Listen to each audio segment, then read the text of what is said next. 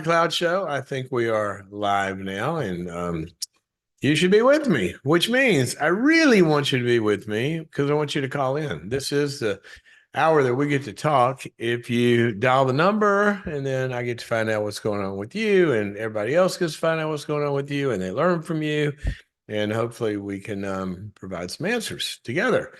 Here's the way to do it. Call 844-940-2774. 844-940-2774 to get live on the program. Of course, it'll live on the platform for a long time. And so hopefully, you call in today, we answer the issue, you go do the right things. A month from now, you go back and watch it and you say, wow, I've come a long way since then. How about that? Okay, so let's give the number one more time, 844-940-2774. Quick announcement before we get into a little bit of a topic that I want to talk about.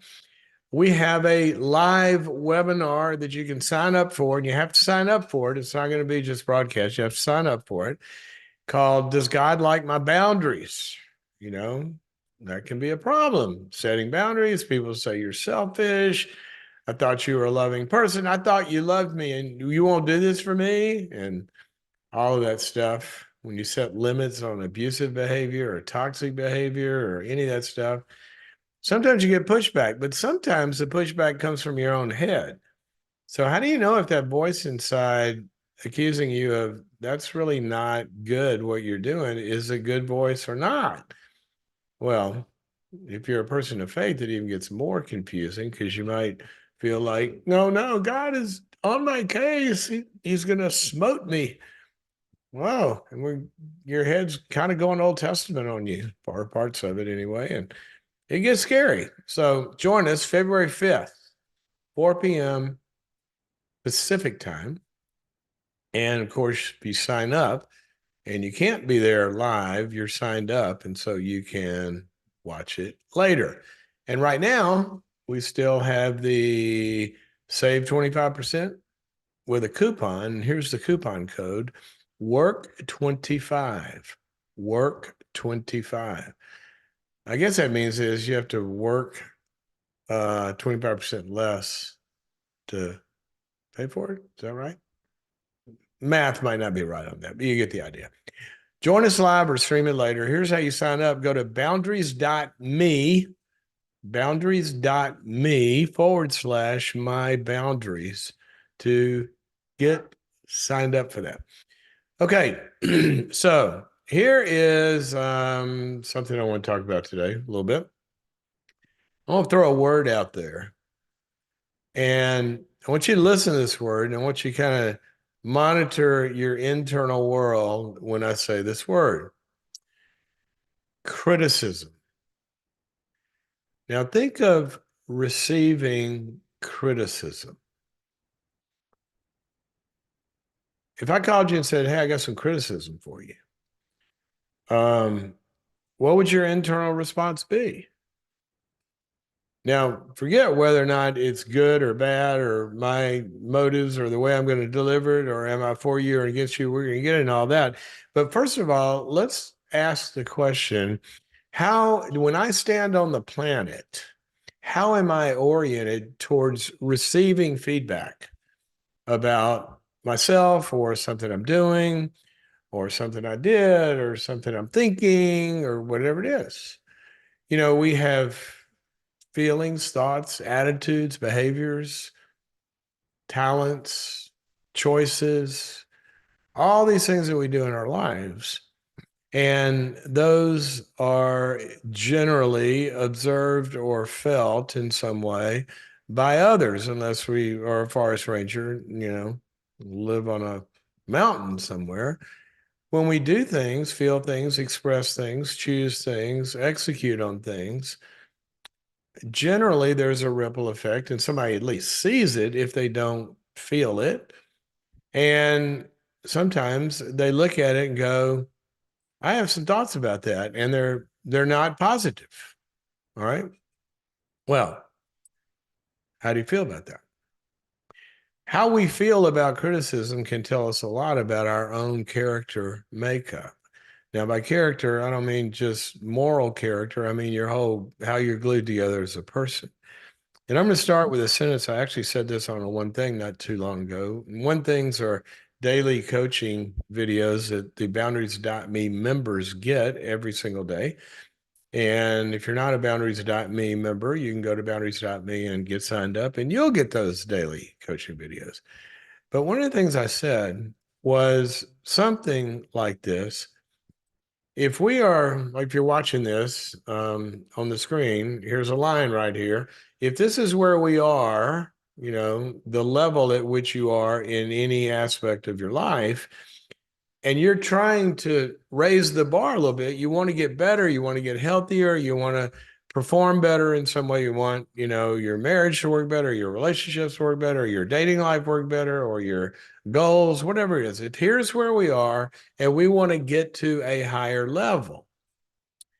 Well, if we can't take feedback, then what we're kind of de facto saying is, I'm going to stay where I am, because we're probably doing what we're ever doing to be where we are, and to be in a different place, what we're doing could be added to in some way. And there may be some stuff we need to do differently or stop doing or leaving out or something. But the point is, there's going to be information and data coming from the outside world that is, generally speaking, one of the best gifts that we can ever get.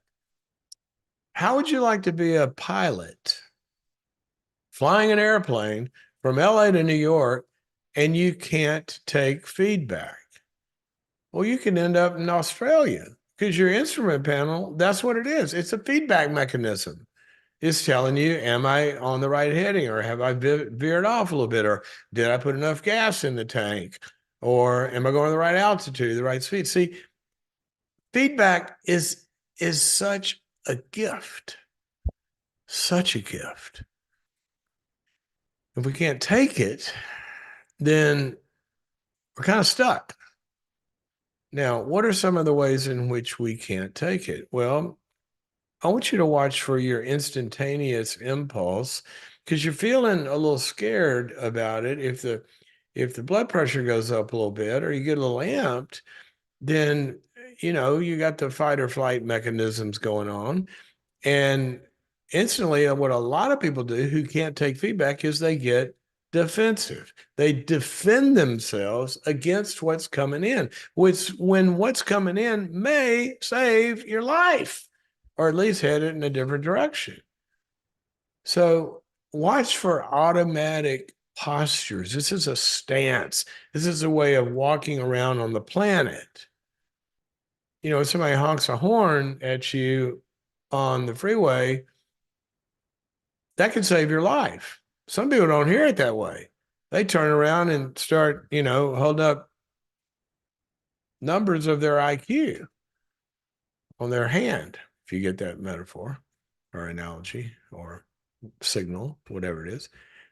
It's instantaneous. I'm angry if somebody gives me feedback. Sometimes what we'll do is we won't get angry in our defensiveness, but we will begin to excuse it. And we'll instantly have excuses that render it basically neutralized. Doesn't affect any change. Well, that's because this. Well, that's because this. Well, that's because of this. So, okay, then great. What did I just say? Well, I'm powerless to do anything about it. Or we might minimize the feedback. Well, it's not that bad. It's not that big a deal. And if we can minimize it, then the heat goes away and we don't have to do anything. I had an interesting conversation with somebody yesterday in a consulting situation where he was talking about a person that reported to them, and this person, he said that they had an internal, kind of inside the organization, they had an internal kind of call it branding problem. In other words, their personal brand was seen as not dependable, and you can't, the deadlines are missed, and it creates, ripple effects down in other departments and all this. Even though this person was highly, highly gifted and everybody loved their work, there's just this, you can't really depend on them.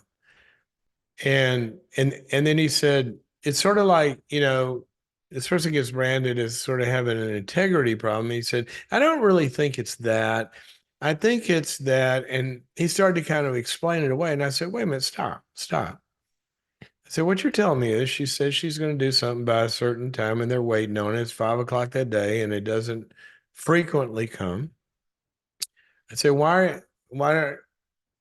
what's the resistance against calling that an integrity problem? Here's what I would, if you want to really get to it, instead of minimizing it, why don't you tell them, you do great work, but you're losing your credibility because you lie.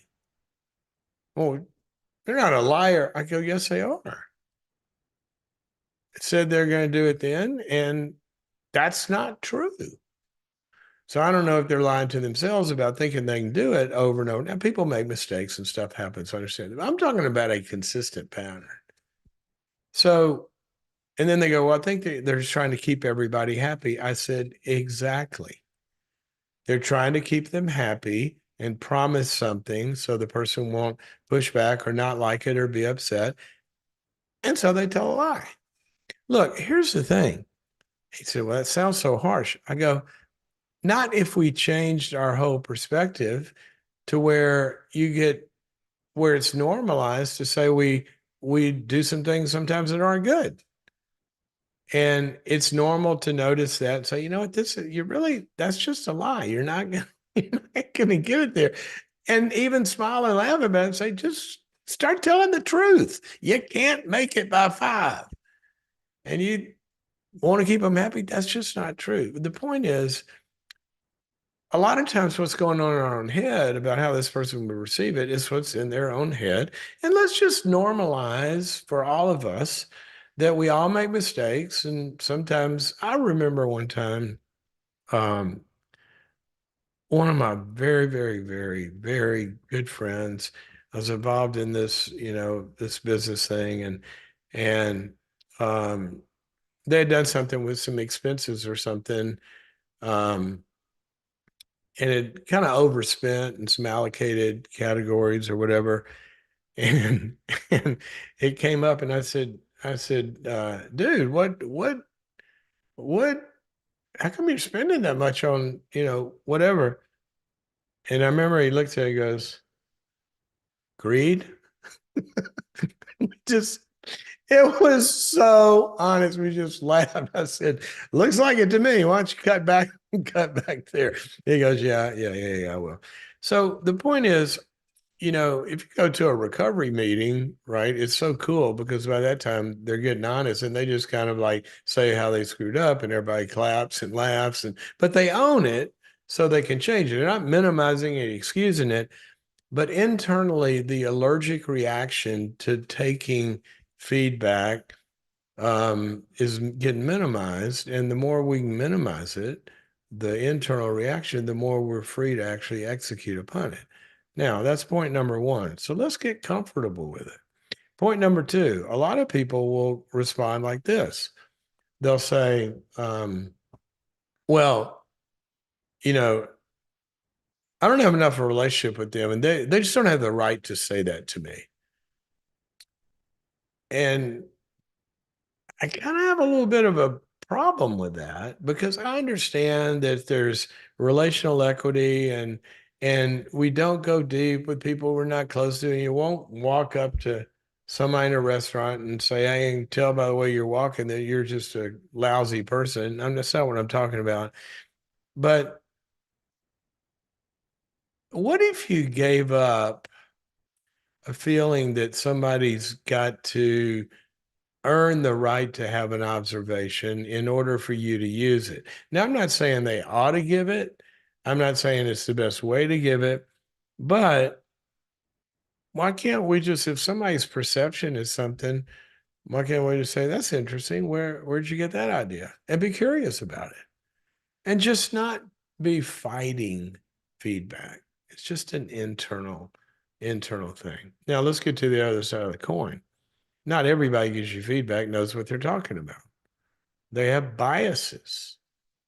Biases. One of my favorite things to do is, in your remote control, you can go previous and flip back and forth to channels. I used to do this when I watched way more news than I watch now, which is actually uh, something I would suggest. There's If the world's blowing up, you'll find out about it probably on a headline feed or something. But when you listen to these shows and you listen from one side all the time, you're in a feedback loop. You're just getting a perspective from one perspective. What I used to do is I won't name the channels, but they're opposite ends. One's right, one's left. And there would be an event, some figure. Could it be a politician? They could be a conservative, they could be a liberal. It doesn't matter, but they did something that's in the news. Same event, exact same event, same decision, same whatever. You go on one channel and you listen to so-and-so, and they are the most evil, worst person in the world. You go on the other channel instantly later, hit the button, and their evaluation of that was totally different. And here's the reasons why it's a good thing, and blah, blah, blah, blah, blah. The criticism is coming from a bias, and you're going to get that as well. So I'm not saying all feedback is good or accurate, but I am saying that a lot of times, even if somebody's got a bias, there's something that we may have done or do that at least they have that perception. I want to be curious about, well, why'd you think that? Tell me, why'd you make that decision? Why'd you do this? Where we can assimilate new data and accommodate it into our view of reality. We can't be walled off and defensive to do that. But you are going to have people giving you criticism that they do have a bias, they do have an agenda, they may be even against you and they're trying to hurt you. And there's a couple of points about that. You can listen. And then when we understand it, well, first of all, is there anything true about this? Even though they're against me, maybe something helpful in here. I need to know. I mean, even at war, people study the enemy's tactics that they're coming out after them with when they're spotting weaknesses in their own side. And so we could learn something. But secondly, doesn't mean you have to believe it or take it or use it, because it's meant against you. So I'm not saying take all feedback as true. I'm just talking about having a very adroit stance to where we can pivot when needed and look at it. No, but they do have a point about this. I need to maybe change something so it doesn't sound that way, or I don't seem like I believe that, or whatever it is. So it's just an overall stance, but don't take everything anybody says as something you got to do or change or whatever, because some people are kooky. I mean, they're just nutcases, and they'll see things in you that are clear projections. Clear projections. You're nothing like that. You didn't do anything like that. It's coming out of their own head. So that's fine. We don't have to take it all. But one of my favorite verses, a group of them, actually, there's a million of these in the book of Proverbs, where it talks about a wise person. If you correct a wise person, they'll become wiser still. But if you correct a fool, they will hate you for it. They'll cast insults upon you. It's a stance. And if somebody gives us feedback and we're wise, then we learn from that. We either learn how to be better, or we get wiser in learning something about that person, because you've become a Rorschach. You're an ink blot. They're just projecting stuff onto you. You don't have to take it, but we don't know if we should take it or not until we're open to listening to it. And then there's some people, this is what immune systems are for. You've got skin, right? Well, there's some stuff that your skin needs to take in. it needs to take in moisture. That's why, sometimes if you have dry skin, you might put some on there and it will absorb that feedback and that help. Sunlight, it takes it in. But if it's poison water, that's why you have skin, or bacteria, that's why you have skin, so you can't let it in. So we also have to have a strong immune system that can block hurtful things. And if you're dealing with a malignant narcissist or a critical person that's just out to hurt you, there's a good chance that that's something you really need to have some thick skin about. That's not feedback.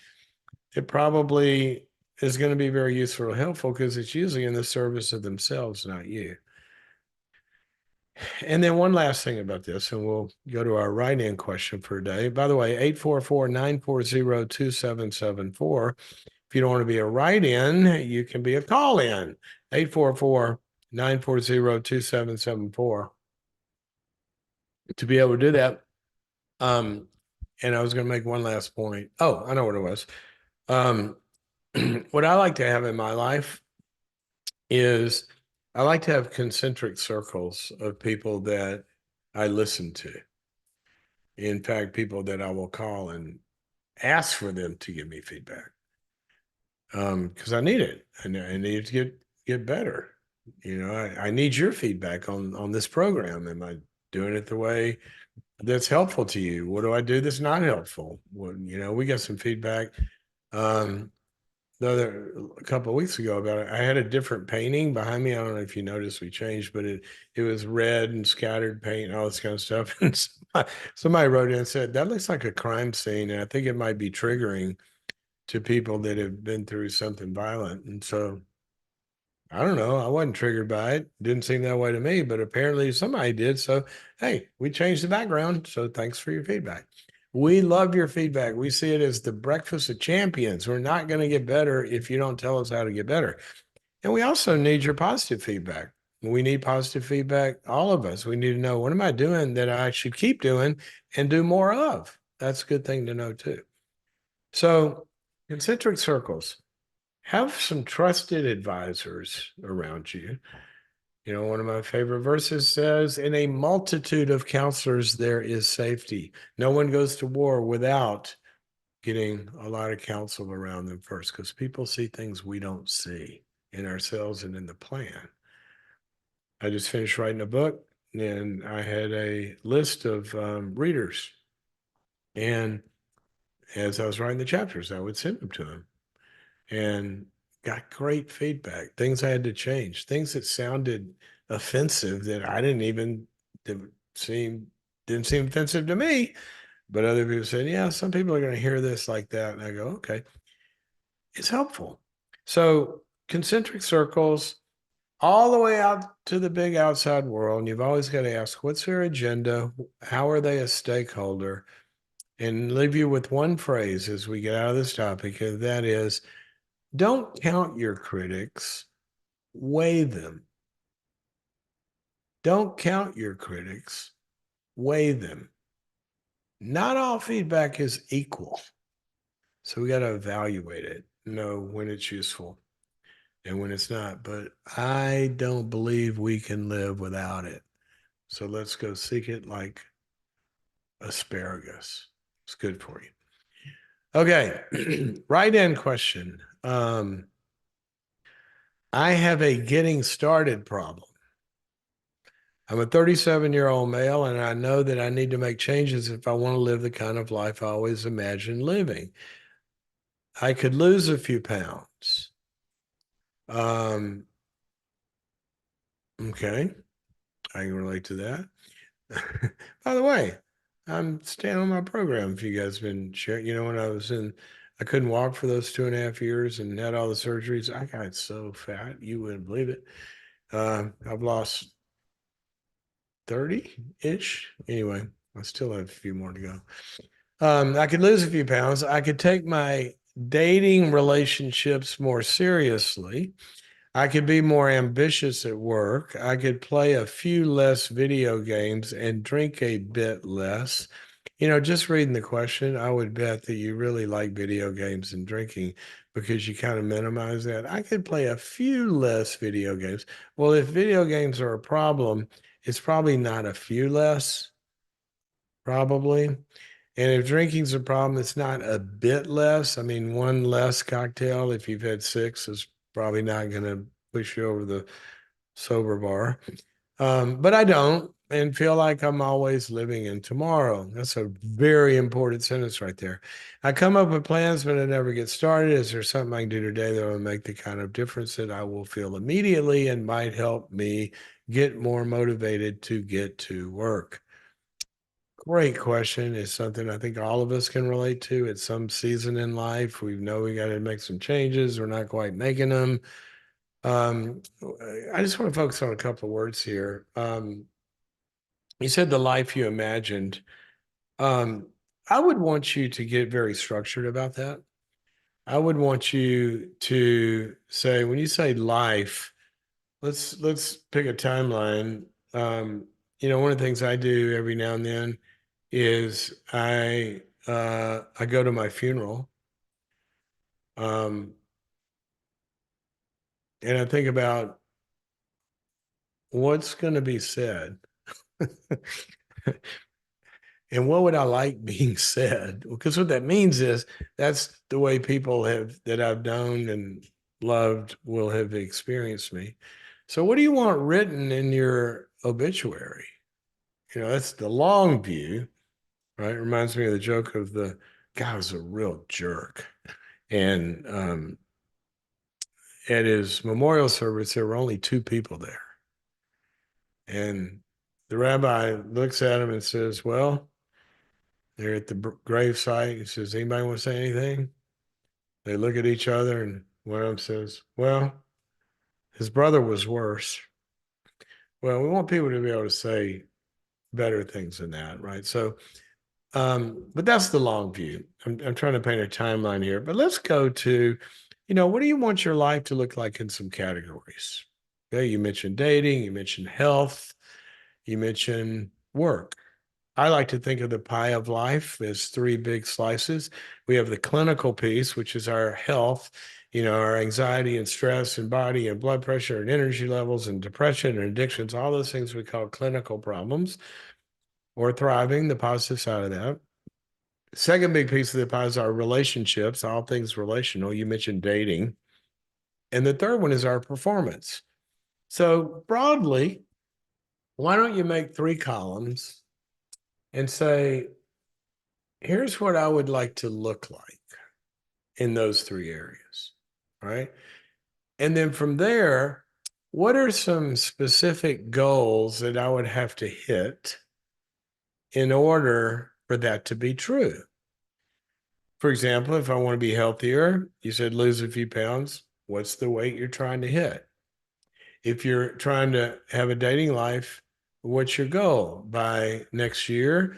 Do you want to have had, but what's that, a year, 50 dates? That's not a lot, one a week. You can pull that off if you do the right things. And on your career goals, what would you like to achieve in the next year? Now, here's what a lot of people do. They stop there, and your goals will never get you there, but you won't get there probably as effectively without the goals either. Okay, if we don't know where we're aiming for, we're probably not going to hit it. And research has shown that when people have goals that they've actually written down, I think the percentage is in the 60 or 70% range, something like that, more likely to reach the goals. But your goals are not the method. Okay. Your goals will never get you there. What's going to get you there are specific activities. So then what you got to do is you've got to list just a handful of specific actionable things that you have 100% control of. Okay. One of my things is I told you I'm, on this path down to lose weight. One of them is 10,000 steps a day. I can control that. I can control that. We're going to get to the next point in a second. But sometimes, even though I can control it, I suck at it because I get busy and I don't feel like it or whatever. And probably on those activities, you may need a coach or a buddy that helps you do it. Fortunately, I have a wife who loves to walk, and I have a Doberman who loves to walk. And both of them say, let's go for a walk often. And that kind of helps you. But if you have a buddy for those activities, so I want you to get specific about the activities. Now, you got a great plan, right? Well, you said you make all sorts of plans and you feel better. The very act of making a plan is going to give you hope and you're going to get a dopamine rush or whatever. And that makes you feel better. You know, people get excited when they go buy the exercise equipment. Well, you get excited. I mean, you got a plan, you got a vision, and that feels like motivation, but it's going to go away. You cannot achieve anything by depending on motivation. Research has shown that motivation will wane. What will not wane is prioritization of the activities. So if the activities have a priority, not just in your head, in an actual time and place in your calendar, you do that first, then you're going to get there. Now, having said all of this, none of this is going to work probably without the next thing. I think if you've been stuck for a while, you really would do well to find a coach or a counselor or a buddy or a mentor or somebody that's going to regularly, in a structured way, you go see them once a week, or like AA does, you have a sponsor call every day or whatever it is. Somebody that's going to get you moving when you're not moving, hold you accountable when you're not doing it, review the obstacles of when you hit them. And generally speaking, that should get you unstuck. But listen, pal, if you're dependent on motivation, how many times you heard people say, well, if they wanted it bad enough, they would do it?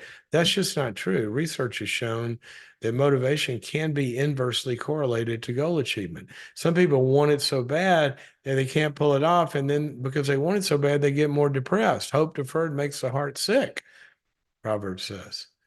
And so the very fact that I'm motivated and can't pull it off is going to make me more depressed where I'm less motivated. It's the prioritization of the activities that move the needle that are going to cause it to occur. All right. And the more structured you can be about that, given your situation, the better.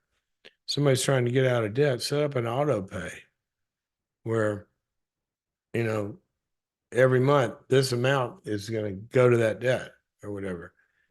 That's something I learned in two categories, three categories actually: giving, taxes, and savings. And a lot of people say, well, I don't make enough to give or I don't make enough to save. I'm sorry. There are some situations where, yeah, I get it. That's probably true. And it is true for some. There are some people who don't even have enough to eat. I understand that. But I'm talking about where, and even people that make a little bit of money, you know, looking at where can I cut back a little and give a little? Where can I cut back a little and save a little? Where can I cut back something that I can do without until I get that up where I need it? You know, go look at Dave Ramsey's program for that, and it's pretty structured. But if we don't structure it, I remember my parents taught me. As soon as I knew what money was, when you're 5 or 6 years old, they gave me $1 a week allowance, and they taught me first dime goes in. I'd get it on Sunday. We're going to church. First dime goes in the plate. You give first. And second dime goes in your piggy bank. You save it. And then you do whatever you want to with the rest. Okay. Well, later, because I don't have the way my taxes are, they're not taken out of my checks. Because I have different things I do and money comes in. First part goes to giving. Next big chunk goes to a tax account because it's not mine. I don't want to feel like I have it, right? And then I get to play with the rest. So anyway, my point in all this is you're going to reach these goals. You probably got to structure it in order for it to occur.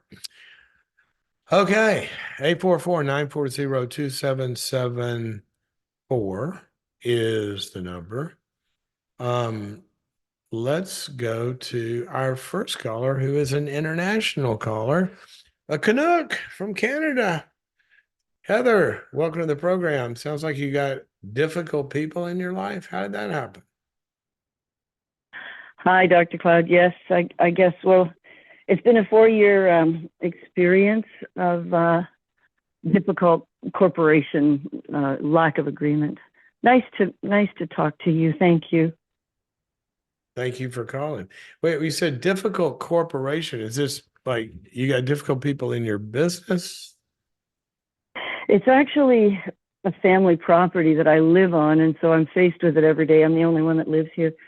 And it is a family that's large, but no, it's not. I shouldn't be saying this on air. Probably it's not compliant, and we're trying to get it compliant. We're trying to get the money to get it, all the steps that need to be taken. It's not And compliant. It's not compliant with what? In what way? legally with the government because we don't have shareholders, and it should have been done. Like I say, maybe I shouldn't be saying this over the air. Anyway, so that's what the people that are in charge and own it are four people that were assigned as directors, and three are online, as in an agreement. The fourth is not an agreement and has for 4 years been kind of saying, no, I don't want to do what you're doing, or just shutting us down. I listened to your gaslighting thing, and that fits. She's a cousin. We're all family. She's a cousin and has the older cousin, so she's sort of been my big sister, and so that also has affected the way we relate because she knows my buttons and how to put me down. I don't think she does intentionally, but she's this godly, lovely person that says, "I'm praying for you, Heather, you poor thing," kind of thing. And in the middle of a I'm business, praying for you while I stick the knife in. Is that kind of how that works? yeah, that's exactly how it feels. Yeah, I or hope this shutting me doesn't down. hurt too much. Dear God, relieve the pain while I stab her. So let me ask you. So all you need is this person to come into agreement with three other people, and then you can take action, or is that the Well, problem? yeah, or just come to the table in a way that she can listen and respect. I think those are the two words that I've been praying for, that she would just listen to what's on the table and respect that we Okay. all have Well, different ideas. all right. Well, let's start with something. What is your legal leverage to do anything about this? I You mean, know what? Honestly, it would be a voting situation. She believes that our ancestors have said we have to have a unanimous vote. What everybody has to agree. But in any corporation business, it has to be a vote, an actual vote. well, but what is So that, hey, the ancestors said that, but did they yeah, structure that into a legally binding trust or something? we have a shareholders agreement. I'm not sure that that's an actual thing in it, but that's something she sticks very strongly to, that we have to follow. So really, the power that we have is the people that are in agreement could just vote against her. But then there's a hesitation to do that because she's family. You don't want to. You should never mix family and business. Well, one of my favorite verses in the Bible, it says, "To I the have to pure, interrupt you. I have to say thank you for your favorite verses. Every time you say that, I chuckle. oh, Sorry, give me your verse. Give me your verse. I love it. somebody told me once I say that a lot. Um, I love anyway, it. It's fun. one of one of them is to the pure, all things are pure. Okay. There are Yeah. families where family businesses work fantastically. There are family Okay. businesses where it is a nightmare. Same Yeah. thing with friends that go into business together. Yeah. Sometimes it works great. Sometimes it's horrible. It's the end of the friendship. But it has to do with Yeah. the purity of the people and their motives and their care for one another and all of that. So, what you said was interesting. You said, y'all could vote her down, and go the direction that all y'all think it should go in, but nobody wants to upset her. Is that right? pretty much. We're trying to get her on board. We're trying to, and it is working. In this past month, she's been willing to listen a bit more to a Oh, realtor. She does not want to sell the property, but she's willing to listen. So it is coming oh, so gradually. But you guys want to sell it? Is that what you're after? we didn't really, because it's a beautiful property. We love it, Well, why'd and you we bring love a the whole. realtor in to talk about selling it if you don't want to sell it? Because we might have to sell a part of it in order Okay. to afford a lawyer and a surveyor and all of that junk. Yeah, so we might have to Okay. get money somehow because Right. none of us really have money. Okay. So I mean, I have a lot of thoughts on it, but just give me a very specific question. Okay. What is the question? Oh, I'm sorry. I thought you were going to give me one. So sorry. Um, I guess it's maybe more like you have those three things. Is it clinical, whatever? I've been listening to you for a month, just all kinds of different things. Excellent advice. And the thing that keeps coming back is partly how do I deal with somebody that gaslights and makes me feel terrible, and emotionally, how do I stay uh, strong and keep moving forward on this? I think God is teaching me through this experience, but I don't know Sure, if you yeah. had some. Yeah, sorry. Go ahead. Mhm. Okay. So Did I hear you? yeah, let me just give if that's your question, um, the first thing you got to do is you've got to get honest with yourself, maybe through the help of the other two. You got to get honest with yourself of who you're dealing with. Yeah. Okay. If I've got this person that all she does is gaslight and she puts me down and she's critical and she's uncooperative and she can't see the big picture, she can only see her own interests, then I've got to say, we've got to go talk to somebody who's going to put us down, can't see the big picture, doesn't care about what we care about, and that's who we're dealing with. Yeah. Okay. So Okay. that way you can begin to not expect something different and you can expect what you're going to get. You know, you live in Okay. Canada in Yeah. January, you can go, gosh, I hope it's warm outside, but I gotta go for a 5 mile walk. I'm gonna Yep. go try and not let it affect me. I'm gonna and put on some shorts and go out. You're not gonna do that. Yeah. Okay. It's 20 below. So you're going to dress appropriately. So when you realize this is who she is, then you can Yeah. develop a strategy given who she is. What's our goal? And you got to get clear about what the goal is. What do you want the outcome to be? Now, if you want the outcome to be that you guys could get her on board, then you've got to have a good strategy to know how to do that. If you want the outcome to be you want her to feel good and all the family be happy, then you might have incompatible wishes. Yeah. Because sometimes if you want somebody like that to be happy, you're going to have to go their way. If that's what you really want, then you got to give up the Mhm. best interests financially and the property and all that, and maybe something in Yeah. between. But I think you got to get clear about what you want and get clear with the others. Now, having said that, Okay. if you want to proceed, what I would suggest is something like, we've been talking about the property for a while, and I know you've got some real interests, and I'd like to really understand those better. Maybe we can find a solution where the things you care about can be answered. But to do that, I really need to understand them. And I know you said you don't want to have it you don't want to sell off part, but I really need to understand. And I would go in a listening stance Yes. and listening not to persuade yet, but listening to understand.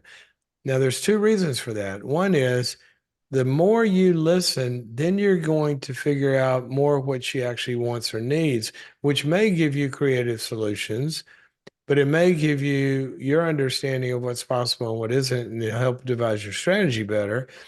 But on the positive, more positive, or the kind you want side, sometimes when people are listened to, they get less defensive and all of that. And it may make True. her move towards you a little bit. So I would start with that. Then I would take what I learned from that and I would hold up together and say, okay, guys, what do we want? And what I would do before I did anything is I would get some great legal advice to find out what's actually possible. For all you know, you can vote, can vote her out. There might be a buyback agreement. You might not be free to do anything if there's a unanimous thing built into the trust. I don't know the Canadian laws on all this or your agreement, but Yeah.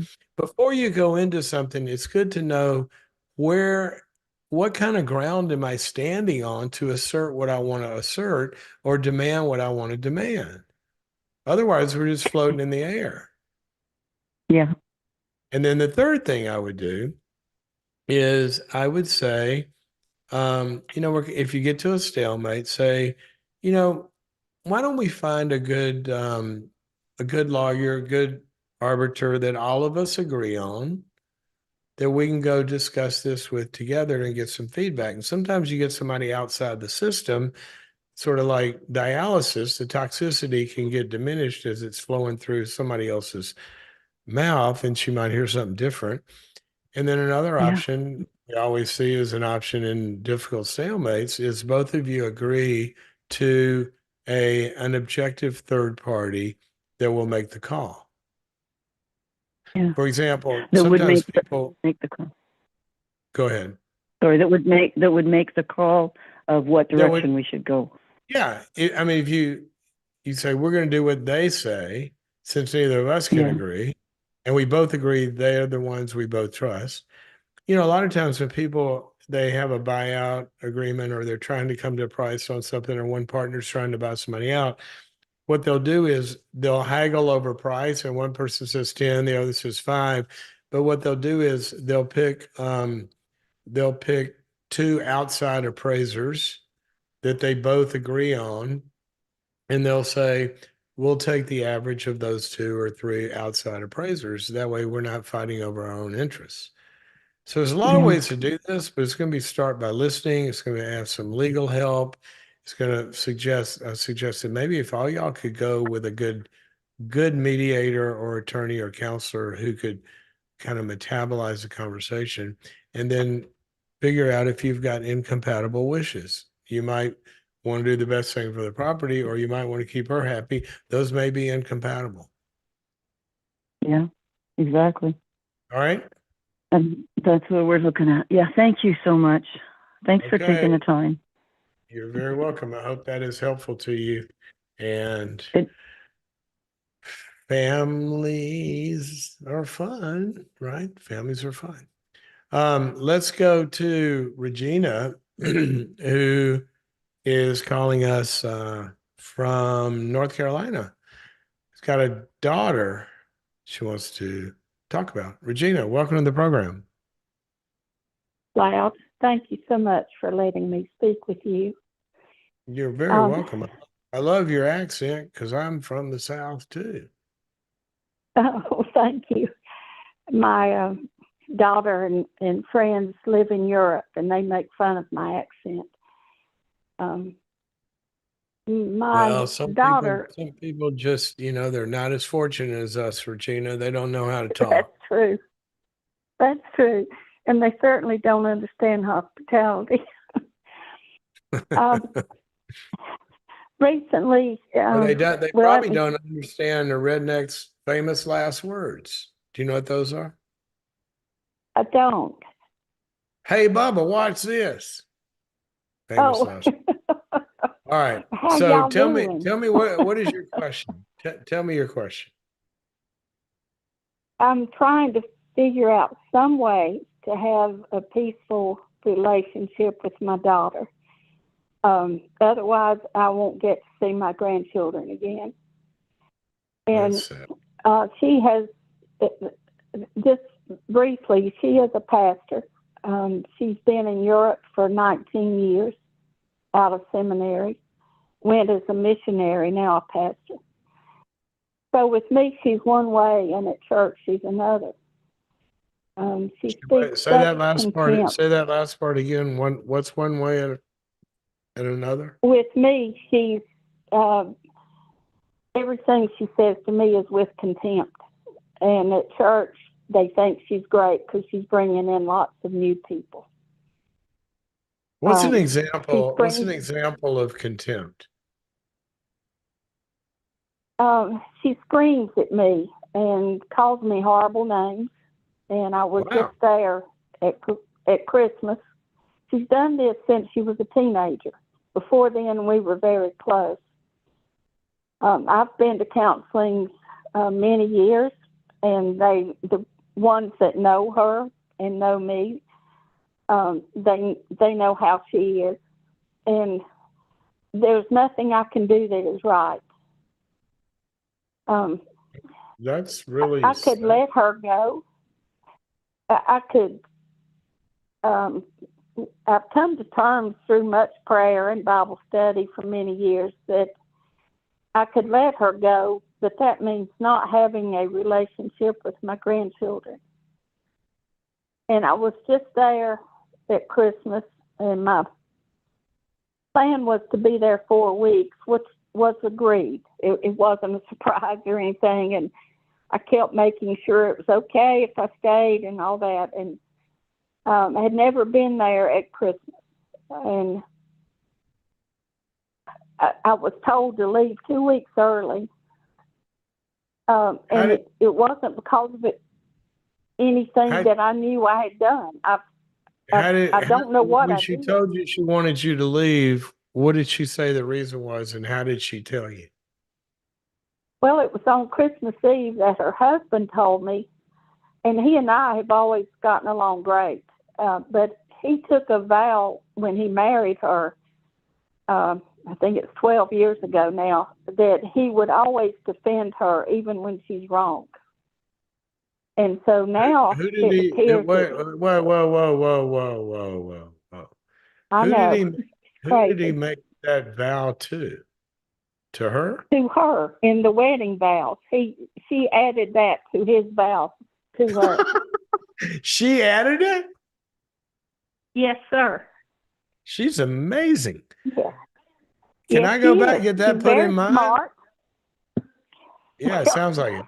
All Well, right. So what I did was she kind of do on shocked. Christmas? What did she do on Christmas Eve? So on Christmas Eve, the son-in-law said that I'm showing favoritism to one grandchild over the other. The son-in-law And said you are doing this, or the son-in-law said she feels like you're doing this? he told me that the 7-year-old told him I was doing it versus the 9-year-old. So the 7-year-old was not getting the attention that they felt like the 9-year-old was getting, and they told him that? Yes. And Okay. the problem is it's not the child's fault. She's learning this from her mom, but they always blame the son for everything. And if I took up for him and I'd say, well, that's just not true what she's saying, because she just makes up these things to get him into trouble. And I said, I'm not favoring one over the other, but she won't let me hold her or hug her even. She just pulls away. And then she blames him with things or tells things on me that have not happened. And we get blamed for it. And I said, I'm only being his advocate. That's all. It's not favoritism. Okay. So And he said, you got to leave because you're doing this? the next morning, I said, could we talk about this? And he said, no, it's Christmas Eve. We won't talk about it. So the next morning, after gifts were open, it had been tense for the 2 weeks I was there prior to Christmas. I bet. And I noticed everything I did, it was wrong. It didn't matter what I did. And I tried to stay in the background. It just didn't matter. But after the children opened their gifts and went upstairs to their game room, I said to him and my daughter, could we talk about this now since the children are not here? And I prefaced what I said with several comments about, you're both wonderful parents. This is just an observation. And I said, I saw it here the last time I was here, and it's only getting worse. And I said, I feel really bad for my grandson. And immediately she just jumps up and starts screaming at me and gaslighting me, and the conversation was over. So the next day, the son-in-law told me, he said, if you don't leave, I'm going to take the children to my mother's until you're gone. And I'm extremely nice. I mean, I'm not sugarcoating this. I do everything I can to support them. I just gave them lots of money to help buy a house. And they were nice to me for that period.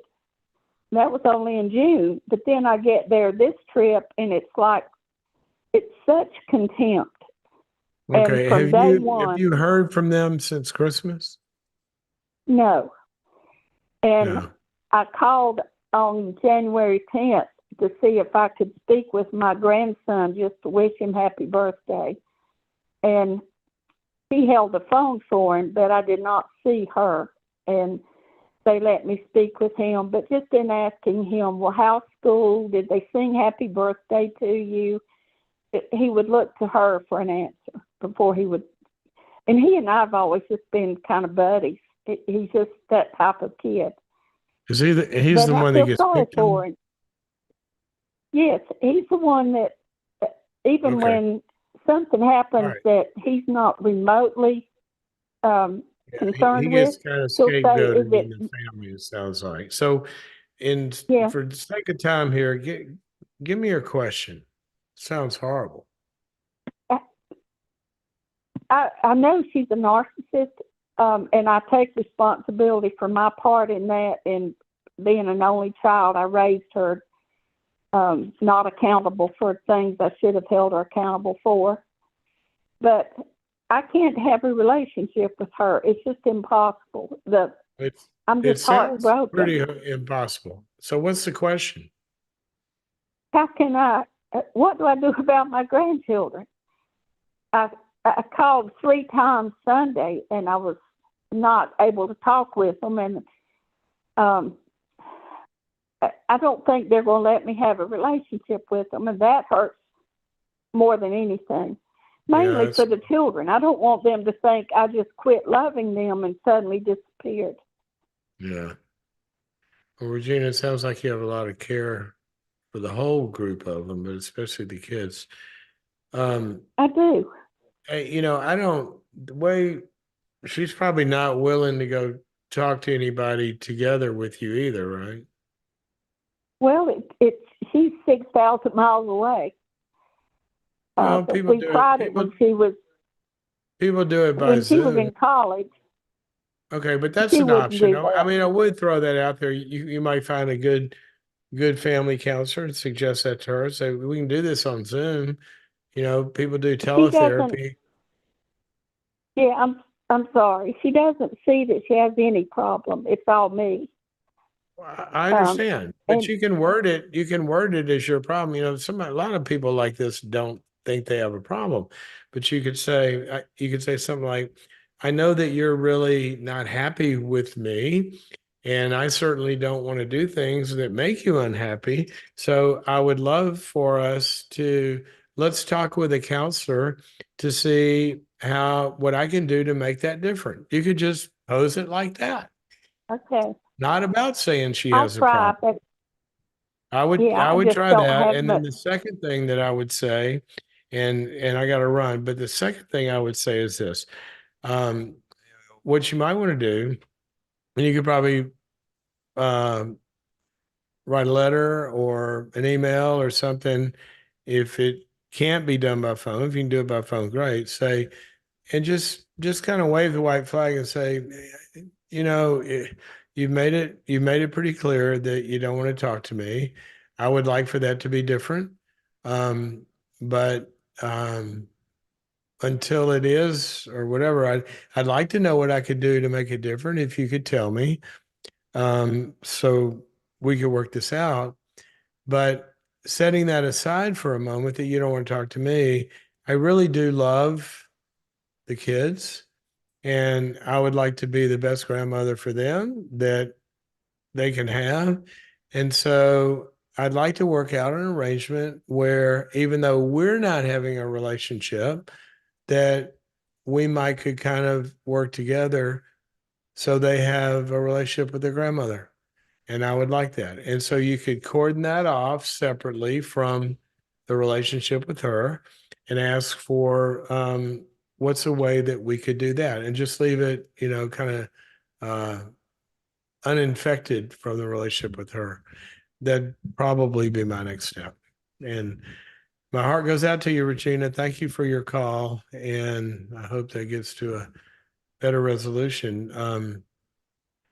It's sad, when we talked about earlier in the program about giving feedback, and I listed a number of defense mechanisms that what the Bible calls a group of people. It's really interesting. You got the it's always fascinated me, being in psychiatry and clinical psychology and the research and literature for all these decades, and then being a student of the Bible. Um, just you can read the scriptures. It's like reading a psychiatric textbook, because what it does is it talks about there's different groups of people or behaviors that classify them, and one of them in Proverbs it calls the wise people, and those are the people you can talk to and give feedback, and they adjust and say I'm sorry, and they love you for it, and they're grateful that you gave them that feedback, and they try to resolve problems. And then the second group they call a mocker or a fool, and it's the very opposite. And I said earlier in the program, confront a mocker. Don't confront a mocker, it says, lest you incur insults upon yourself. In other words, it predicts a certain kind of character you can't talk to about problems. I mean, you can, but if you do, you're going to get attacked. So it's like I said in Canada earlier, if it's raining outside, well, you got to deal with the rain, right? And so we can't expect certain things from certain kinds of people when that's not who they are. But then we devise a different strategy, and generally that has to do with getting some limits and boundaries and containment so we don't get hurt and we can get whatever we need to the ability that is possible. So, and I'm gonna say one more thing. I don't know if Regina's still listening or not, but I would say this for her and for others of you who find yourself in that situation. Regina, it sounds like you are a very loving and caring grandma. I never had a grandma. Both of my parents were older when I was born, and all of my grandparents were gone. In fact, here's an interesting tidbit. My father's family line everybody waited so long to have kids. My grandfather was alive in the Civil War. Think about that. He was in his late 60s when he had my father, and then my father was well in his 40s when he had me. That's well over 100 and something years before I even came along. So I never had grandparents, is the point of that story. And Regina, you know what? You got some grandma love to give. And if it becomes impossible or it's limited to where you got more in your cup that you'd like to pour out than you're able to give to them because they won't have it, then I bet there are some kids right in your neighborhood or your church or your circle that would love to have some time with you. And those of you who have love to give, and there's certain people who won't take it, I'm reminded of what God did in that situation. He told several parables about this. Jesus said he had a big banquet and he invited everybody to come that he loved and cared about, and they didn't want to come. They made excuses and they said, "No, I'm not coming. I did this." And he kept inviting them to come. Jesus told this story. He kept asking them to come, and they blew him off. And so then he sent somebody to talk to him, win them back, and they killed the messenger. And then he said, "Well, then I'm going to go find some other people." You know, many of you are out there and you're having your love rejected by some people that you have love to give. And if you can't ever get it to happen, there's somebody out there that needs that love that you want to give to those kids or friends or whatever. And what God did, he invited some other people to the party. I'm glad he did, because that's us. So, all right. One quick reminder before we say goodbye. We have the workshop coming up. Does God like my boundaries? February the 4th. Go to boundaries.me/my boundaries to get a ticket. This is not like the show, which you can just log on to. This is a special event. It's one of our workshops where you have to sign up for it to get in. So boundaries.me is the website, boundaries.me, and then /my boundaries to get signed up. February 4th, 4 p.m. Pacific. And right now there is still a 25% off of the ticket price. If you put in this code, WORK25, WORK25. All right, guys. I think, I'll know this before we go on the air. But I'm pretty sure, I think, that we'll be here tomorrow. Let me check on this. I think we will be. I never quite know, as you know, I can't do this at the same time every day because in my work, I travel a lot, but whenever I can, I like to be here with you. And tomorrow, we should be here somewhere in the neighborhood around 1 o'clock Central Time. So watch for us to pop on your screen. Okay.